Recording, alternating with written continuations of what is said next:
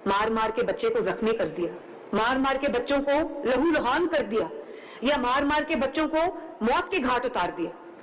बेटे ने माँ को मार दिया या बेटे ने बाप को मारते हुए वीडियोज आ रही हैं, या किसी खातून के चेहरे पे तेजाब फेंक दिया, या किसी शौहर ने अपनी बीवी को कत्ल कर दिया,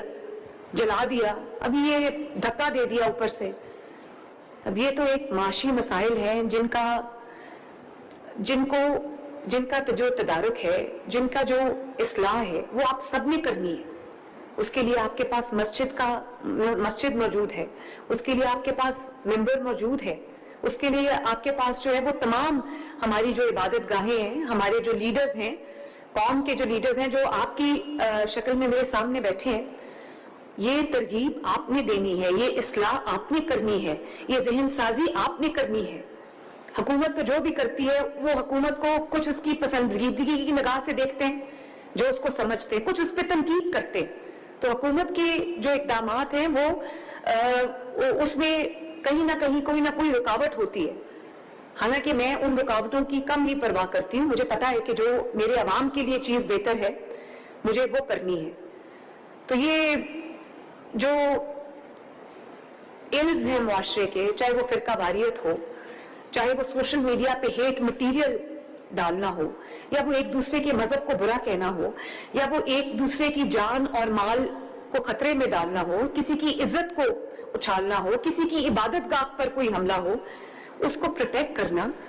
हमारी आईनी जिम्मेदारी है, बतौर पाकिस्तानी भी हमारी जिम्मेदारी है। और अब आप इस कमेटी के तहत आप हुकूमत में शामिल हैं, आप मेरा बाजू बनिए, आप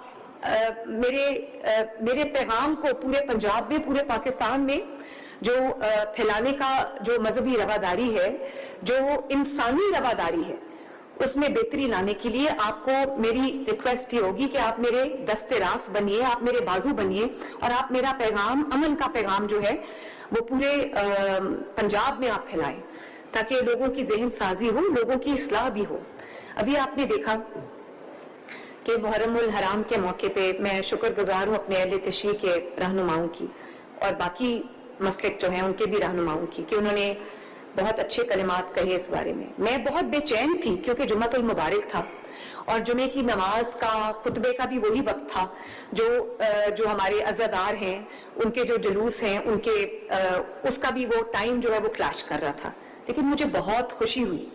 मुझे बहुत एक तसल्ली हुई कि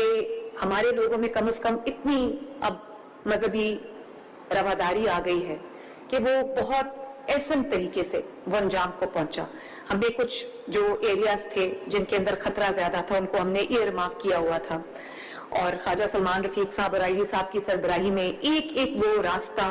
एक एक वो रूट, एक एक वो मस्जिद जिससे कोई हमें कोई जगह भी, कोई भी जगह जहां से हमें कोई किसी किस्म का कोई अंदेशा था, उस पर हमने पहरा ज्यादा रखा। आपने देखा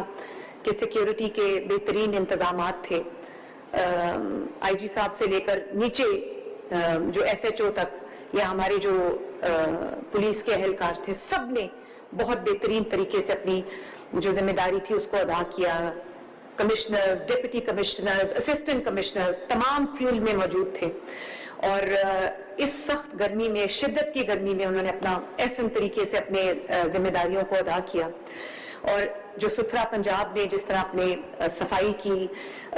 मजालिस जहाँ पे होती हैं उन जगहों की ना सिर्फ सफाई की, उन रूट्स की सफाई की जहाँ से ये जुलूस बरामद होने थे, उन पे इतर मिला हुआ पानी जो था, जो अर्के गुलाब था, वो पानी में मिला के उसका छिड़काव किया। और क्योंकि गर्मी बहुत ज्यादा थी, 50 डिग्री के करीब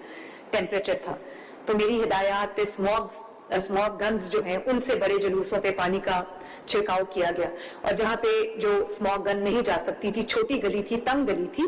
वहां पर जो जुलूस थे या वहां पर जो अज़ादार थे